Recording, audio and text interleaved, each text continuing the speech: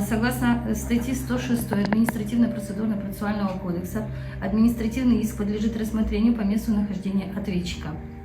Согласно пункта 1 статьи 107 Административно-процедурно-процессуального кодекса, истец вправе выбрать экстерриториальную подсудность, поскольку иски подлежат рассмотрению по месту нахождения ответчика, право истца на заявление ходатайства по экстерриториальной подсудности. В данном случае административный иск будет распределен в специализированный межрайонный административный суд Акмолинской области.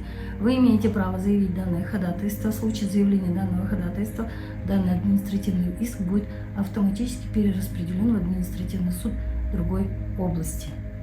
Исключительный случай имеют иски, административные иски, вынесенные в форме электронного административного акта. Данные иски не подлежат перераспределению по экстерриториальной подсудности. Представитель истца, скажите, пожалуйста, вам ясные нормы пункта 1 статьи 107 Административно-процессуального кодекса?